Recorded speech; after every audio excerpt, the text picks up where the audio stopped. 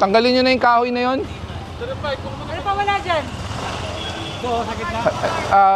Sige, putulin nyo na. Tay, bawal po kasi dito ha, bangketa at kalsada po to. Kung gusto nyo magtinda, sa looban po tayo. Diyan po sa loob ng gate. Huwag po kayong lalabas dito.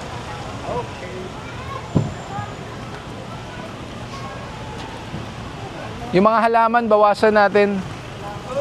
Wala nang malakaran. Ibaba nyo yung buong lalagyan. Lahat ng bulaklak po. Hindi naman po, bawasan lang po natin. Bawasan Opo. Diyan, sakay na natin. Pero lahat ng gamit, iwan nyo. Kanino ba yan? Pasok yun doon sa loob. Ate pa yan.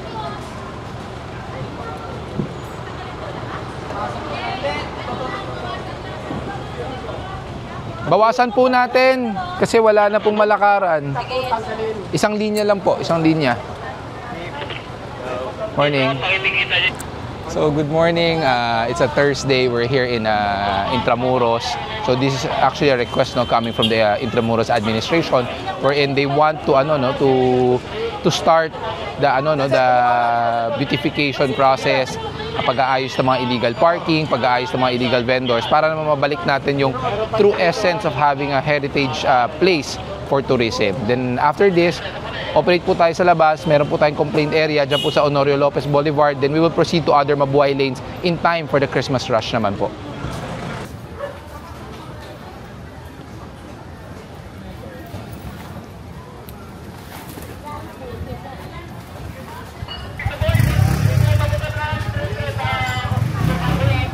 Dito, di ba? Kabildo. Oh, yan. Yung ganito, di ba? Dito tayo galing kanina. Hindi, kabilang side. Kabilang side. Oo. Ito yung kabilang side naman. No parking both sides, di ba? Kasi yata nakuha ng mga kanyang tinatak eh. Oh, sidewalk, okay na, alam niyo na yan, pag sidewalk. Yung parking attendant, hinahawakan lang yan sa'yo. Hindi ako nagpa-parking. Hindi, ikaw ang parking attendant ko. Ikaw parking attendant? Sir, kasi walang Ba't di ka naka-ID? Hindi ka naka-ID, hindi ka naka-uniforme. Ano muna natin yan yung uniform sa ID mo kasi ano pa. So hindi ka parking attendant pa?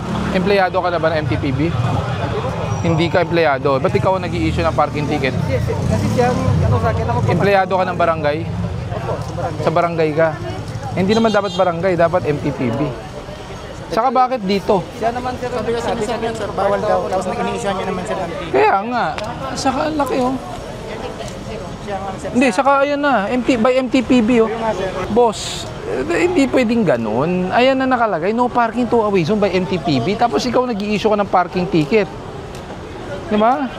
Tapos hindi ka naman authorized mag-issue. Yung ticket ko yan sir, sa kanila galing yan sir. Hindi nga, pero dapat... Sir, pinipirmahan nila sir.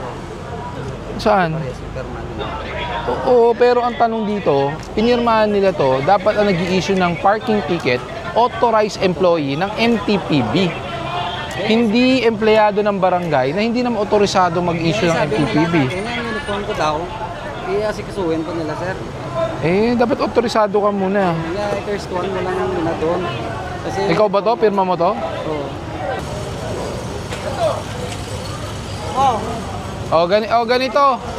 Lahat ng motor, tikitan natin. Pag dumating ang driver at hindi pa natin nasasampa, bigay nyo. Pero pag nasampa na, wala. Hindi naman authorized parking. Ang laki-laki oh.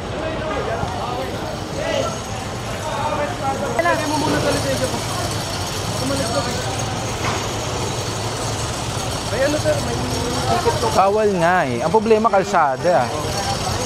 O di, pwedeng walang helmet dito eh. Pwedeng walang helmet sa Intramuros. Alam mo, oy, Mutya, pakuha mo to, may iwan. Yung NMAX, pakuha nyo. So right now, it's 11:30. We're here in Moriones, which is sa Mabuhay Lane. So dinaanan muna natin itong Mabuhay Lane na to para naman sa upcoming Christmas season, para may alternate route ang ating mga kababayan. Then we will proceed to Honorio Lopez, which is a PCRMU complaint area. Tara, forward. Tanggalin niyo yung kahoy. Opo, bangketa po yan. Bangketa po yan.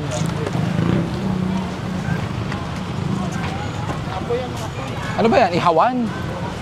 Dapat kunin na itong ihawan na to eh. Binabalik lang eh.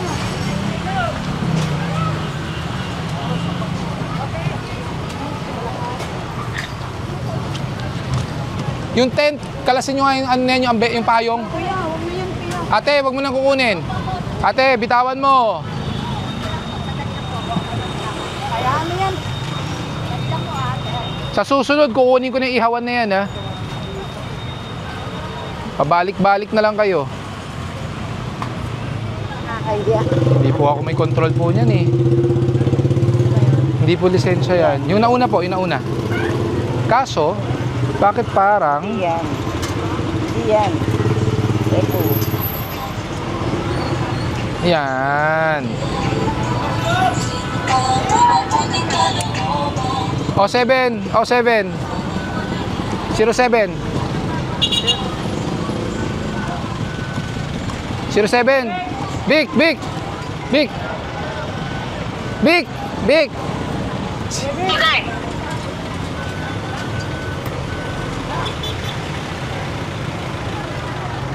Walang helmet. Hanap ka naman yun.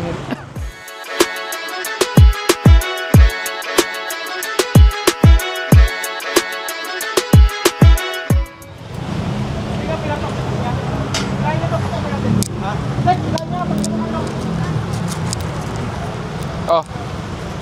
Alas ang galing na ni Sarga pa.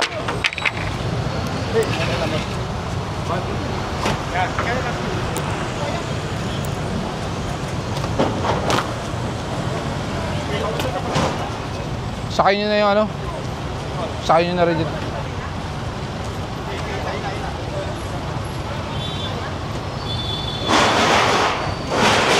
Patabi nyo yung mga gulay. Yung mga gulay, tabi nyo. Yung gulay ba yan? Po kasi wala kasi may-ari dyan eh. Kasi hindi po namin may pasok-pasok talaga. Pa-claim nyo na lang. Wala namang babayaran yan. Pa-claim nyo na lang. Para magkaroon tayo ng ano, pipirmahan na kasunduan na hindi nyo na ibabalik talaga. Papasok ko na lang sana po doon yan eh. Kasi wala yung may-ari umalis eh. Kaya nga, dapat dati nyo pa pinasok, hindi yung pagkada may clearing, lalabas nyo, tapos papasok nyo. Ganun ginagawa nyo dito eh. Araw-araw ko kayo dinadaan.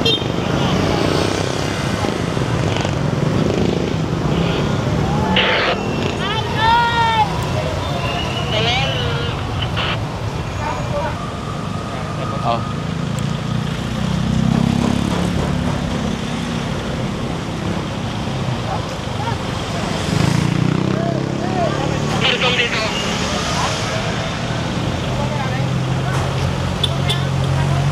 Pakarga nyo na. Pakarga nyo na yan.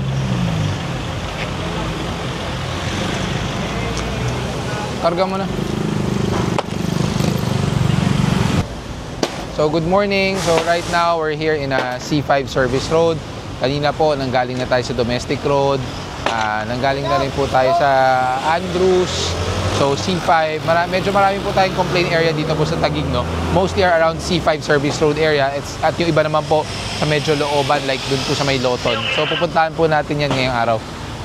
Aside from that, syempre hindi lang po mga sasakyan, no? We also have to clear yung mga illegal obstructions at yung mga ano po, illegal structures sa sidewalk. Sabi mo, pasok nga to. Paatras yun.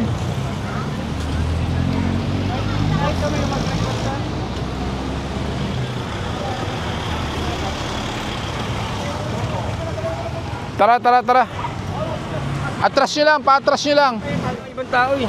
Yun lang, dapat di nyo iniiwan Pinapadla ko po dito. yan pag kumakain lang po ako. Ayun nga Nagdadala po po. ako ng... So lagi ka dyan nakapark? Lagi? Pagtanghali po. Ayun ang problema. Mali po kayo. Dapat di nyo dyan pinaparada kasi bangketa pa rin Ang inaano yan. ko lang po, sakali po pag kinuha po yung sidecar, siyempre po, Hindi, po ko rito. dadaan kayo sa inner road. Di kayo pwede sa national highway. Pero pwede po ako magpahila sa bayong motor. O basta hindi sa national road ha, sa looban. Ibig sabihin ng national road, EDSA, Quezon Avenue, Sa loob. C5. Dapat sa loob kayo dumaan. Ha? Pero wala naman pong tubos. Wala. May pipirmahan lang kayo. Ang mga kasaad doon na hindi na kayo uulit na ibabalik po sa maling lugar. Pirma lang. Okay? Salamat po. Pag pinabayad kayo, mag-report kayo. Basta tapat pa ng low parking o isa. Tikitan nyo yan. Hindi ako papayag na hindi matikitan. Nasa pedestrian yan eh.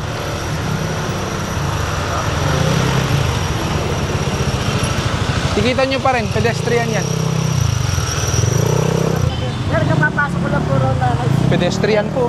Peram na lang po ng lisensya. Medyo na po. Peram na lang po ng lisensya, sir. Kabilaan na nakalagay ko ng malikutan eh. Sa kabila.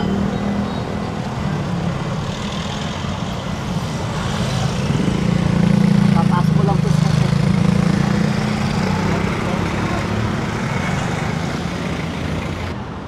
Tikitan nyo na yung mga kailangan tikitan dyan sa gitna, saka sa service road. Yung mga motor po dyan, pakialis. Ay, hindi sa inyo yan? O, tikitan nyo na rin.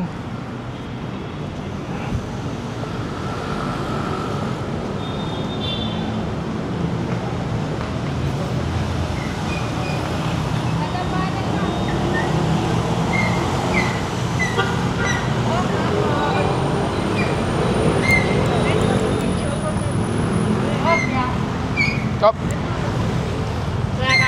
Pang ilang episode na ba tong owner na to? Oh. Na naman. Swerte ka tayo, walang tow truck ngayon. Sir, Na naman. Ilang ilang be- Kasi color coding ngayon, sir eh. Yan din reason mo sa akin last time, color coding. Tay, hanapan nyo na ibang paradahan na wala sa kanto. Nadapa po ako doon, muntik na ako Eh, mamatay. hindi ko na po ano yun, Pwede yung ba, sir, nadapa. na ano? Ano po? Pag nahuli ako ulit, eh, tikitan mo na lang ako. Ayun, may ticket na nga po. Ah, may tikit na. Swerte po kayo, walang tow truck. Hindi na. Babalikan ko po ito pag may tow truck, hatakin ko na po ulit yan. Sir, ang tawag po dito, pasensya na po sa sasabihin ko ha, eh para naman masyado po tayo nagmamatigas na ayaw nating hanapan ng paradahan. Eh bakit po paulit na naman? Wala kasi akong choice pagparking. Sige, alisin ko na po. May choice po kayo. Last time pinagsabihan ko na po kayo. Sabi ko, wag sa kanto. Same spot na naman kayo. Oh, sige po. Pag yan, balik ko, andito na naman, hahatakin ko na po ulit yan. Pakialis na po, ngayon na po.